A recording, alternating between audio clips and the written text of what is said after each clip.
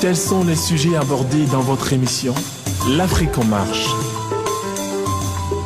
Rendez-vous continuel sur la radio-télévision Charlie Le Gaulle.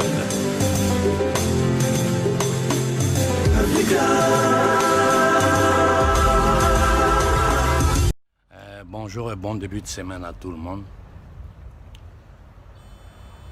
Comme nous l'avons prédit, comme nous le savions tous, vous avez vu ce que la CEDEAO allait accoucher au Mali. C'est-à-dire IBK 2.0. C'est-à-dire la CEDEAO allait imposer la continuation de la France-Afrique au Mali. Aux yeux de tout le monde, la CEDEAO va et la CEDEAO menace le Mali. La France menace le Mali. Et ces politiciens véreux, ces politiciens minables, misérables, qui ne pensent qu'à leur vente, qui ne pensent qu'à leurs intérêts, sont en train de, petit à petit, chercher à détruire cette révolution malienne qui, pour moi, est une révolution africaine. Parce que si ça part du Mali, ça prend toute l'Afrique de l'Ouest. Et ça prend toute l'Afrique. Ça risque même de prendre tout le monde. Parce que les peuples vont commencer à se rebeller. La CEDEAO, qu'est-ce qu'ils imposent? Mais regardez les gens qu'ils ont nommés au ministère de la Défense, le général je ne sais pas quoi là. Vous savez toute son histoire. Ça, c'est la pure France-Afrique. Regardez qui ils ont nommé IBK. Mais IBK est en train de dire aux Maliens, ici, nous on fait ce qu'on veut, votre volonté ne compte pas. Voilà ce que IBK est en train de dire aux Maliens. Je peux vous tuer quand je veux. Je peux faire arriver des armes de partout. Vous avez les documents qui vous prouvent que des armes ont transité de la Côte d'Ivoire pour aller vers le Mali. Et puis on envoie, c'est-à-dire ce qui est ridicule, ce qui est pitoyable dans tout ça. Moi, ce qui me fait mal à la tête, c'est que c'est la foutaise que la France et l'Occident, c'est-à-dire le manque de respect, le manque de considération que ces gens-là ont pour le peuple africain. Moi, c'est ça qui me fatigue. C'est pas ces minables de... Mais Alassane Ouattara, il a fini de régler ses problèmes en Côte d'Ivoire. Aujourd'hui, son État est indexé comme un État narcotrafiquant. Et je vous dis, quand ce problème-là, si sincèrement les Américains veulent poursuivre ce problème-là jusqu'au fond, la tête à Paris et à Bruxelles, je vous dis, derrière ça, il y a les services secrets français et occidentaux. Mais vous pensez qu'un petit Ahmed Bakayoko, c'est du n'importe quoi. Il peut organiser ça. Ahmed Bakayoko et le gouvernement ivoirien ne sont qu'un tremplin. Cet argent de merde, là, cet argent sale, là, ça sert pour financer les rebelles. Ça sert pour financer les terroristes. Ça sert à les enrichir aussi. Voilà à quoi ça sert. Et derrière tout ça, il y a un appareil de services secrets français, occidentaux, sud-américains. Ce n'est pas seulement le gouvernement Ouattara. C'est-à-dire, c'est le terrain qui était le terrain fertile pour faire toutes les affaires, toutes les sales affaires aujourd'hui en Côte d'Ivoire peuvent se faire parce qu'il y a un régime dictatorial qui est assis, qui était jusqu'à présent soutenu par tout l'Occident, aujourd'hui lâché par les Américains, parce que vous devez comprendre une chose. Si ce problème a éclaté en Côte d'Ivoire et qu'il y a plus de 150 personnes qui sont concernées en Côte d'Ivoire, si ce problème-là, le fils de l'agent du Mossad et de la DGSE française, c'est-à-dire la femme d'Alassane Ouattara, est mêlée à tout ça, c'est une affaire. La Côte d'Ivoire n'est qu'un passage. Ça vient de loin. Et tous ces détails-là vont sortir. Qu'ils essaient de touffer l'affaire ou ne pas l'étouffer. Or, nous, on a pris le morceau, on va poursuivre ça jusqu'au fond. Je reviens aux Maliens. Il faut que vous sachiez une chose. Ou bien, vous êtes dans une révolution pour changer le destin du Mali, pour donner dignité au peuple malien, pour donner la paix au peuple malien, ou bien vous restez chez vous. Parce que tout ce que ces politiciens véreux sont en train de faire en ce moment, ce n'est que faire continuer la France-Afrique. Regardez toutes les tentatives qu'ils ont faites. Et on envoie des bandits aller soutenir un autre bandit. C'est ça la CEDEAO. Ce n'est plus la peine de revenir dans les détails. Vous savez tous que la CEDEAO, l'Union africaine ont toujours été des instruments aux mains des Occidentaux pour continuer le brigandage légitimé par ces Occidentaux en Afrique, à travers l'OUA, qui est devenu l'Union africaine, à travers le Fonds monétaire international, à travers la Banque mondiale, à travers tout ce qu'il y a comme institution, parce que c'est eux qui commandent, qui dirigent, qui font ce qu'ils veulent. Voilà la réalité. Donc, tous ceux qui sont en train de vous parler au Mali de mauvaise gouvernance, la mauvaise gouvernance, là, c'est la conséquence de la France-Afrique. Et on parle de mauvaise gouvernance au Mali. En France, les politiciens volent plus que les politiciens maliens. Les scandales qui sont dans toute l'Europe sur le vol des politiciens, des banquiers, des trucs. Au Mali, on parle de... Non, non, le problème du Mali, c'est pas mauvaise gouvernance. Le problème du Mali, c'est la France et l'Occident qui veulent balkaniser l'Afrique, qui veulent diviser le Mali. La partie de Kidal, de l'autre côté, les richesses là, ils veulent maintenir ça. Ils sont là en train de financer des fous de Balbec que des gens suivent comme des cons. Hein? S'ils divisent le Mali, les gens qui... Moi, ma grand-mère... Une de mes grandes-mères est originaire de Tombouctou. Voilà pourquoi je suis allé, j'ai voyagé dans cette zone-là pour voir un peu comment la chose est. Une merveille, Tombouctou. Si vous pensez que ces shérifs qui sont devant là, qui tentent de faire la rébellion, la division, vous pensez qu'ils font... Ils mentent. Tout cela, ils sont manipulés par des services extérieurs. Une partie par les services arabes, c'est-à-dire Arabie Saoudite, Qatar, tous ces bordels-là. Une partie par les services occidentaux. Il n'y a pas un homme libre parmi eux. Et je vais dire une chose à l'imam Diko, parce que ça fait longtemps que les gens de la résistance malienne me disent non, ne le touche pas, il faut le laisser. Je ne vais pas le toucher. Toi, tu es un imam. Tu n'es pas un parti politique. Tu es un imam.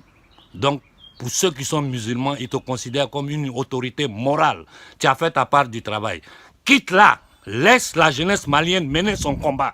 Parce que les négociations que tu es en train de faire en bas avec la CEDEAO, nous on sait tout. Les propositions qui t'ont faites, nous on sait tout. Et tout ça ne va pas dans l'avantage du Mali, ne va pas dans l'avantage de l'Afrique. Africains, vous devez comprendre que ce qui se passe au Mali là, c'est le destin de toute l'Afrique qui se joue. Si le Mali arrive à détruire la France-Afrique sur son territoire, et ça le Mali peut le faire seulement si la jeunesse malienne est mobilisée et unie. Il faut que les gens comprennent le vrai sens du combat. Moi, ça fait des années que je répète sur la ligne qu'il faut occuper pacifiquement toutes les ambassades de France en Afrique. Nous le faisons en 3 jours, le monde entier tremble. Aucun, à part mon ami Lunis Fogap, aucun leader panafricain ne m'a soutenu. Quand je parle même, ils font comme s'ils n'entendent pas. Ce qu'ils aiment, c'est aller sur les plateaux de télévision, se mettre les habits africains. Tout le monde se déguise là, on dirait des marionnettes. Fait des analyses politiques, les gens les applaudissent. Tout ça, c'est du bordel, c'est du n'importe quoi. Nous avons dépassé ce stade-là. Le stade de la conscientisation, là, c'est dépassé. Toute la jeunesse africaine sait ce qui se passe. Moi, je n'arrive même pas à lire les messages. Les jeunes Africains m'écrivent du Niger, du Nigeria, du Burkina, du Mali, de la Côte d'Ivoire, de l'Algérie, du bout du monde. Tout le monde sait aujourd'hui quel est notre problème. C'est la situation, la structure économique, politique et culturelle dans laquelle ils ont mis l'Afrique pour la maintenir en esclavage. Ils ont enlevé les chaînes qui étaient trop visibles. Ils ont créé des chaînes qui ne sont pas visibles, mais qui font encore plus mal même que quand on était enchaîné. Au moins là, tu sais que tu es esclave. Mais là, on te fait croire que tu es libre, alors qu'on te dirige. En Afrique, pour faire un conseil des ministres, les gens doivent envoyer une note à Paris. Tu regardes des éléments comme Macky Sall. Moi, tous les jours, les jeunes Sénégalais me contactent. Tous les jours, les gens m'écrivent. Il n'y a pas d'eau au Sénégal, pénurie d'eau, un pays comme le Sénégal. Ce n'est pas normal. Il n'y a pas d'électricité. Les hôpitaux, il pleut, les hôpitaux sont inondés. Tu regardes, les routes sont délabrées. Mais tu regardes le Niger. Regarde le Niger. Le pays satellite, base militaire américaine qui est le Qatar, avec le pétrole, regardez comment ils vivent. Avec l'uranium du Niger, les enfants au Niger n'ont pas l'eau potable pour boire, aspirine n'ont pas. Il y a des endroits même où celui que vous appelez chef d'État du Niger n'a pas le droit d'aller. Notre territoire est militairement occupé par les Occidentaux, dans notre précaré par la France. Voilà la vérité. Tout le reste là, tout ce que ces organismes sont en train de vous dire, sont en train de vous mentir. Ou bien nous menons une révolution jusqu'au bout. C'est-à-dire chasser la France totalement de l'Afrique de l'Ouest. La chasser aux yeux du monde. Parce que si les Africains se lèvent aux yeux du monde pour dire on ne veut plus ce pays-là ici, voilà ce qu'ils nous font, voilà ce qu'ils nous font, voilà ce qu'ils nous font. C'est clair, c'est écrit sur papier, c'est sur tout. Mais les gens sont choqués en Occident ici quand ils se rendent compte de ce que la France fait en Afrique. Et les Africains encore, ils ne sont pas choqués. Quand je parle des Africains, je parle de vos politiciens, ceux qui créent les partis politiques là. J'ai appris que l'autre se prépare aux élections. Mais quel est votre programme politique? Ils se foutent de votre gueule. Ils se moquent de nous, ces gens-là. Ce n'est que des bandits qui appartiennent à des loges sataniques européennes qu'on place là pour permettre à l'Occident de jouir de notre... Un pays comme la Côte d'Ivoire a besoin de devenir un pays, un gouvernement et narcotrafiquant. Hein? La Côte d'Ivoire a tout.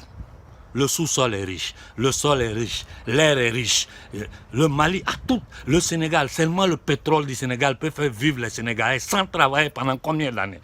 Macky Sall est là, il vole, hein? Il permet aux sociétés occidentales, il privatise le pays. Mais ils sont en train de vous mettre dans quelque chose que vous ne vous imaginez même pas, mes frères.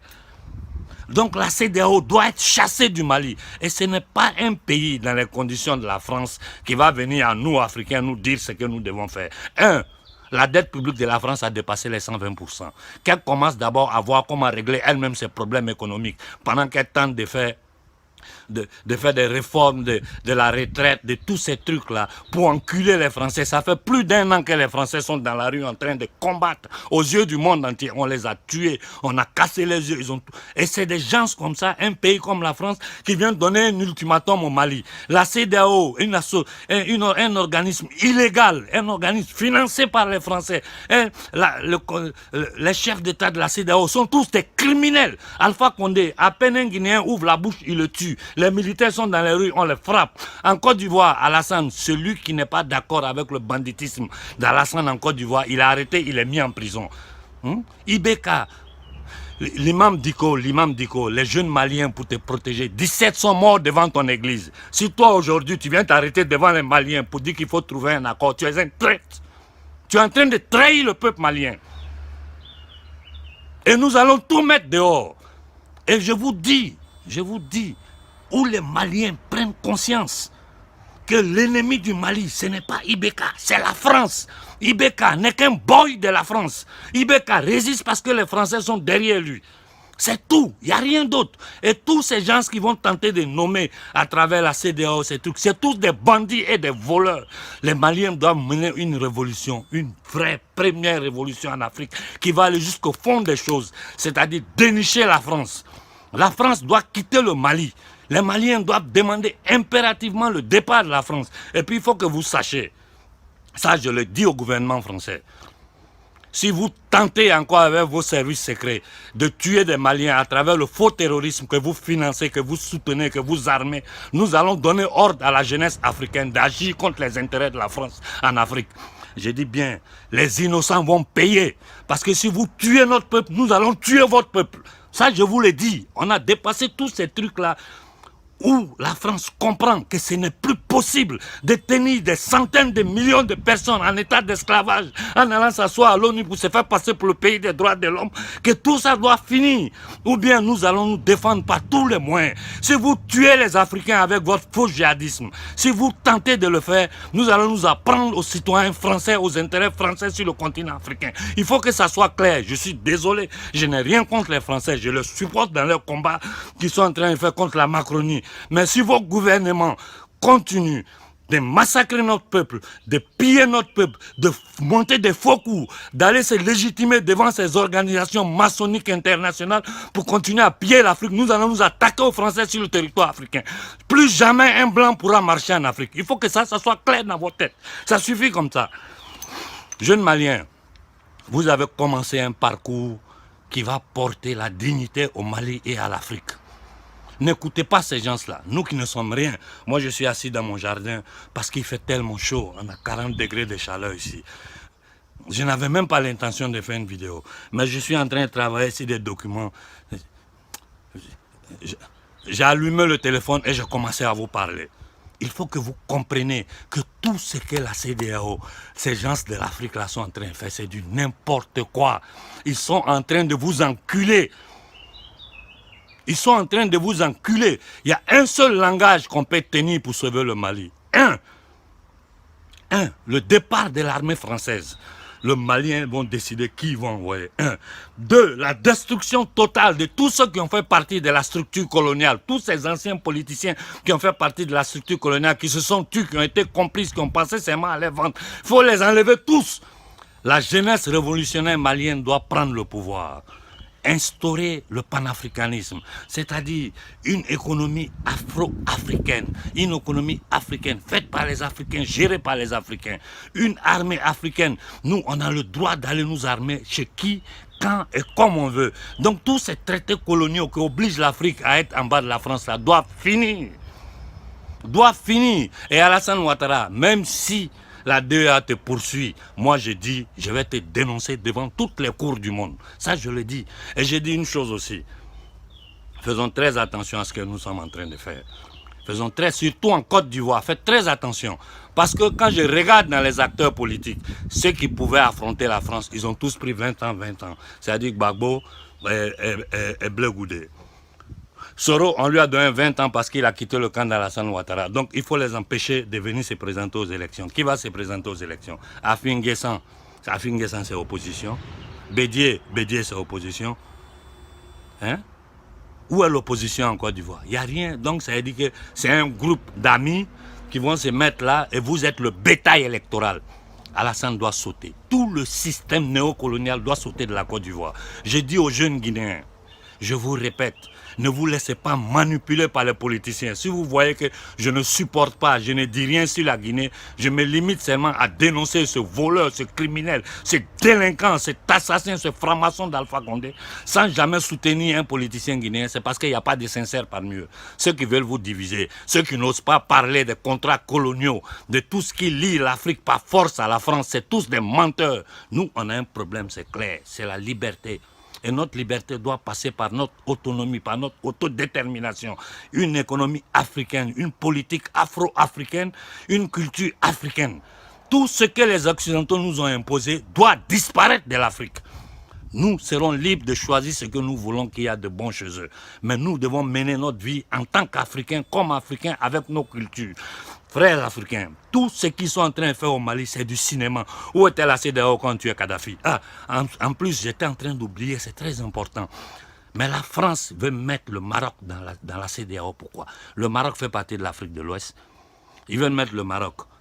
D'accord? Bon, donc faisons comme ça. Nous, on va mettre le Gabon dans la communauté européenne. On va voir s'ils vont accepter. Mais ces gens-là se foutent de nous. Le Maroc, le roi du Maroc, ce n'est qu'un criminel, un cheval de Troie des Occidentaux, surtout de la France. C'est tout, c'est rien d'autre. Voilà pourquoi ils veulent mettre le Maroc dedans. Au lieu de mettre le Maroc là, mettez Algérie, Tunisie, tout dedans. Tout va devenir Afrique de l'Ouest. Ces gens-là nous prennent pour des cons. Et vos dirigeants, ceux que vous appelez présidents, que moi j'appelle des négriers noirs, parce que celui qui est capable de vendre son peuple, de mettre en danger la vie de son peuple pour les intérêts des étrangers, c'est un négrier, c'est un complice. Mais ces gens-là n'ont aucune force. Les forces se trouvent derrière la France, qui n'est rien. La France n'est pas une puissance mondiale. La France, sans l'Afrique, sera derrière l'Albanie. Il faut que nous arrêtons de nous laisser... Mais on doit se lever, les Maliens, ce n'est même plus la peine. Vous partez à la place de l'indépendance, on tire sur vous. Vous partez là, on tire. Allez devant les ambassades de France, ils vont vous tuer là-bas. Comme ça, le monde entier va voir qu'ils sont en train de vous tuer parce que vous demandez le départ de la France du Mali. Et là, maintenant, on va voir ce qu'ils appellent institution internationale, ONU. Qu'est-ce qu'ils vont dire? Un peuple libre est libre de choisir qui vient chez lui, qui ne vient pas chez lui. Chez eux, ici, là, à faire d'immigration, on nous traite de clandestins tous les jours. Tous les jours, c'est non que ils vont nous envahir, les immigrés nous envahissent, ceci. Pendant ce temps, vous êtes chez nous, avec vos armées, vous occupez notre territoire, vous imposez des contrats criminels et vous allez vous légitimer devant les institutions criminelles que vous avez créées pour continuer à voler l'Afrique. La terre la plus riche, la terre la plus bénite, ses habitants sont les plus malheureux de la terre. Ça, c'est terminé. Le vendredi, prenez le Mali, jeunes Maliens. Je vous ai toujours dit, ne cassez rien. Prenez cette désobéissance civile, prenez le Mali, allez manifester devant l'ambassade de France, demandez le départ de l'armée française de Kidal. Les Ivoiriens, la même chose, les Guinéens, la même chose, partout où les Français sont présents, il faut manifester contre leur présence. Ça, c'est pas un signal seulement pour la France, c'est pour tout l'Occident. Mais comme c'est la France qui est les shérifs, les patrons là-bas, là, c'est à eux nous allons nous en prendre. Parce que c'est la France qui tue l'Afrique. Mais vous vous rendez, la moitié de nos devises sont bloquées. Et on ne peut pas décider de commercer à quelqu'un. On peut le faire seulement si eux sont pas, ça ne les intéresse pas. On est obligé de nous armer chez eux. On est obligé de rendre compte même de ce qu'on va faire dans un conseil ministériel. De quelle indépendance vous parlez, mes frères? Où est l'indépendance là? Macky Sall, c'est un homme indépendant. Nous les Africains, nous ne savons même pas individuellement et collectivement combien nous avons comme argent dans le compte d'opération en France. Nous ne savons rien. Personne ne nous dit rien. Ils prennent, ils en font ce qu'ils veulent. Ils investissent, ils nous prêtent cet argent avec intérêt. Ils viennent chez nous. Mais les gens nous prennent pour des chiens. Voilà. C'est tout ce que j'ai à dire. On nous prend pour des chiens. Si nous pensons que nous ne sommes pas des animaux, nous allons réagir. Bonne journée à tout le monde. Force à la jeunesse malienne. Bonne journée.